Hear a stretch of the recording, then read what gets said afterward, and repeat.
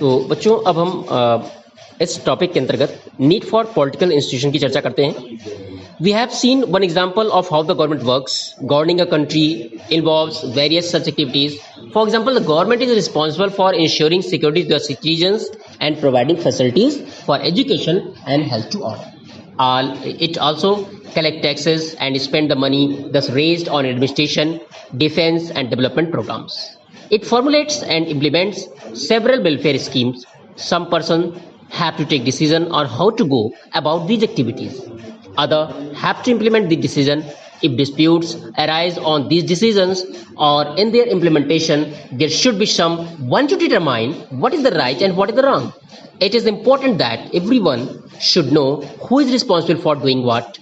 It is also important that these activities keep taking place even if the person in key position change.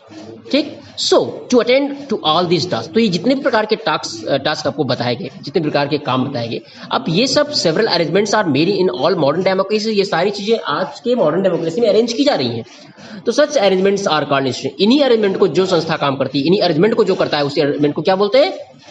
Institutions. ठीक, अब why do we need it? हमें इसकी आवश्यकता क्यों है? A democracy works well when these institution perform function assigned to them. कोई भी democracy तभी अच्छा काम कर सकती है जब ये सारे इंस्टीट्यूशन जो गवर्नमेंट के डिफरेंट बॉडीज हैं, ऑर्गन्स हैं, जब वो सही तरीके से काम करते हैं।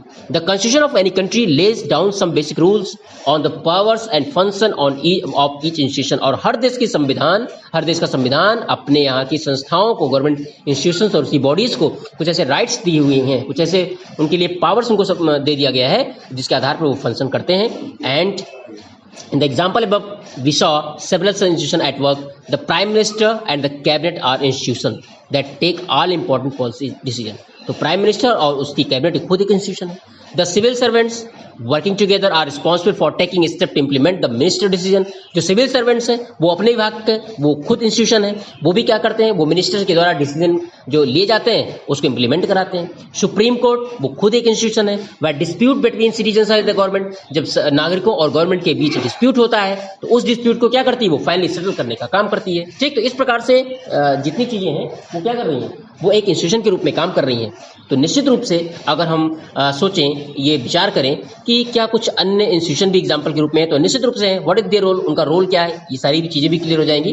ठीक, तो नीड फॉर पॉलिटिकल इंस्टीट्यूशन अगर हम देखें इस क्वेश्चंस को, तो ये बात क्लियर हो ही रही है कि किसी भी इंस्टीट्यूशन की आवश्यकता हमें क्यों है। ठीक है, तो working with institution is not easy. Institutions involve rules and regulations. This can bind the hand of leaders. Institutions involve meetings, committees, and routines. This often leads to delays and complications. Therefore, dealing with institution can be frustrating. कभी-कभी हम institution के साथ काम करते-करते frustrate भी होते हैं। जैसे एग्जाम्पल दिया गया हरसिमरत कौर का. One might feel that it is much better to have one person check all decisions without any rules, procedure, and meetings. But that is not the spirit of democracy. अगर कोई व्यक्ति केवल अकेले डिसीजन ले लेता है तो वो सही नहीं, क्योंकि वो कह सकते हैं कि लोकतंत्र की आत्मा के खिलाफ। Some of the delays and complications introduced by the institution are very useful. अगर इंस्टीट्यूशन किसी भी डिसीजन को इम्प्लॉय करने में अगर वो समय लेती है, ठीक, तो निश्चित रूप से ये क्या है? ये बहुत लाभदायक होता है, बहुत महत्वपूर्ण होता है। They provide an opportunity for a wider set of people to be consulted in any decision. Institution make it difficult to have a good decision taken very quickly, but they also make it equally difficult to rush through a bad decision. That is why democratic government insists on institution. बात में आई नहीं आई? चलिए, इतनी बातें clear हो गई। तो कहने का मतलब ये था कि अगर गवर्नमेंट या कोई भी डेमोक्रेटिक इंस्टीट्यूशन डिलेड क्या लेता है, डिसीजन लेता है, तो वो डिसीजन जनता के लिए फायदेमंद होता है। लेकिन जब वो क्विक डिसीजन लेता है तो निश्चित रूप से किसी एक व्यक्ति विशेष का ही डिसीजन कहलाता है, वो फायदेमंद नहीं होता है। ठीक, अब बात करते हैं the role of parliament in our democracy की। हमारी डेमोक्रेसी में पार्लियामेंट का रोल क्या है? तो in the example of the office memorandum, do you remember that the role of parliament? Parliament का रोल क्लियर हो गया होगा? Perhaps not. Since this decision was not taken by the parliament, you might think that the parliament had no role in it. मतलब जो memorandum SC/ST का लिया गया क्या उसमें पार्लियामेंट का कोई रोल नहीं था? हमने बताया था कि पार्लियामेंट पर VP सिंह की सरकार ने पार्लियामेंट में इस बात को रखा था, लोकसभा राज्यसभा उस पर डिस्कशन हुआ था और तब जाके पास होने के बाद फाइनली इस पर प्रेसिडेंट की सिग्नेचर हुई थी और तब एक कानून बना था। ठीक है, तो ऐसा नहीं है। तो the decision was not directly taken by in the parliament but parliament discussion on the report influenced and shaped the decision of the government. They brought pressure on the government to act on the Mandal recommendation. और उस parliament ने सरकार पर दबाव बनाया, अर्थात जितने प्रतिनिधि चुन के आए थे कि आप मंडल कमीशन को लागू कराइए, ठीक। और सरकार ने भी अपने मेमोरेंडम में रखा था, the government could not have gone ahead with it. Can you guess why? Recall what you read about the parliament in the earlier classes and try to imagine what the parliament could have done if it did not approve for the cabinet decision.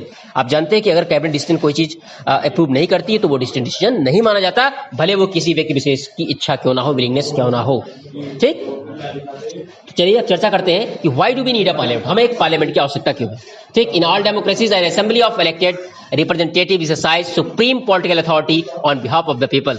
सभी प्रकार की democracy में लोगों के behalf पर, ठीक है, लोगों के बिहाफ पर एक ऐसी असेंबली, इलेक्टेड असेंबली बनती है जो सभी डिसीजन लेती है और उसके पास सुप्रीम पॉलिटिकल अथॉरिटी होती है। In India such A national assembly of elected representative is called parliament, ठीक। तो at the state level this is called legislature और लेजिस्लेटिव असेंबली। द नेम में वेरी इन डिफरेंट कंट्रीज। अब हाँ, जैसे हमारे यहाँ क्या है, विधानसभा कहते हैं, लोकसभा, राज्यसभा कहते हैं, लेकिन यही पार्लियामेंट अलग अलग देशों में अलग अलग नाम से जानी जाती है, ठीक। कहीं इसे डूमा कहते हैं, तो कहीं इसे हाउस ऑफ कॉमन्स कहते हैं, कहीं हाउस ऑफ लॉर्ड कहते हैं, ठीक है। ये ब्रिटेन की बात है, हाउस ऑफ कॉमन्स और लॉर्ड, ठीक। अमेरिका में सीनेट और कांग्रेस के नाम से जाना जाता है। तो अलग अलग जगह इसको अलग अलग नामों से जाना जाता है, लेकिन सभी डेमोक्रेसी में ये जनता के बिहाफ पर, बिहाफ ऑफ द पीपल पर एक इलेक्टेटिव रिप्रेजेंटेटिव असेंबली हुआ करती है, ठीक है। It exercise political authority on behalf of the people in many ways. सबसे पहले क्यों जरूरत है, क्योंकि ये जनता के बिहाफ पर बहुत से डिसीजन लेती है। तो पहला क्यों जरूरत है, क्योंकि parliament is the final authority for making laws in our country, कि एक देश के लिए एक फाइनल लॉ बनाने के लिए हमें पार्लियामेंट की आवश्यकता है। This task of law making और legislation is so crucial that these assemblies are called legislature. Parliament all over the world can make new laws, change existing laws or abolish existing laws and make new ones in their place. Second things, Parliament all over the world exercise some control over those who run the government. इसके साथ साथ में parliament की आवश्यकता इसलिए है कि जो सरकार चलाते हैं उन पर भी नियंत्रण करने का काम पार्लियामेंट किया करती है। तो अगर पार्लियामेंट नहीं होगी, अर्थात पोजीशन और अपोजिशन दोनों के मेंबर्स नहीं होंगे, तो सरकारें क्या हो जाएंगी, ऑटोक्रेटिक हो जाएंगी, ठीक है। वो क्या हो जाएंगी, डिक्टेटर हो जाएंगी, निरंकुश हो जाएंगी, तानाशाही हो जाएंगी। तो इस व्यवस्था के लिए भी पार्लियामेंट की आवश्यकता है, ठीक। Parliament control all the money that governments have. सरकार के पास जो भी धन होता है उस पर पार्लियामेंट नियंत्रण करती है, क्योंकि बजट के दौरान बहस करती है। हालांकि बजट पर कंट्रोल करने का अधिकार नहीं है, लेकिन बजट की मदों को कम ज्यादा करवाने का अधिकार उसके पास होता है, ठीक। इसलिए जो सरकारी धन है, जो देश का धन है, उसको नहीं तो सरकारें अनावश्यक तरीके से उसका मिसयूज करती, इसलिए भी पार्लियामेंट की आवश्यकता है, क्योंकि पार्लियामेंट क्या करेगी, control all the money that have the government. इसके अलावा parliament is the highest form of discussion, highest forum of discussion. इसके लिए इसके बाद साथ साथ ही सबसे महत्वपूर्ण चीज होती है कि पार्लियामेंट सभी प्रकार के कानूनों, जनता के इश्यूज को डिस्कस करने का एक बहुत बड़ा प्लेटफॉर्म तैयार कराती है, जहां सारी इश्यूज पर डिस्कस होता है और फिर नियम कानून बनाए जाते हैं। अगर ऐसा नहीं होता, और वहीं पर नेशनल पॉलिसी भी किसी देश के लिए बनती है, तो अगर ऐसा नहीं होता, पार्लियामेंट नहीं होती, तो देश की नेशनल पॉलिसी कोई एक व्यक्ति बना देता और उसमें जनता के इश्यूज का, देश के वेलफेयर का ध्यान नहीं रखा जाता। तो इन सब चीजों के लिए भी हमें पार्लियामेंट की आवश्यकता है। बात नहीं आ गई? तो इस प्रकार से हमें पार्लियामेंट की आवश्यकता क्यों है और द रोल ऑफ पार्लियामेंट और डेमोक्रेसी में क्या है, साथ साथ पॉलिटिकल इंस्टीट्यूशन की आवश्यकता क्या है, इस लेक्चर के माध्यम से ये बातें क्लियर हुई। बाकी चीजें द हाउस ऑफ पार्लियामेंट, ठीक, और पॉलिटिकल एग्जीक्यूटिव की चर्चा, इसको हम नेक्स्ट लेक्चर के माध्यम से आपको इस सम्मुख बताएंगे।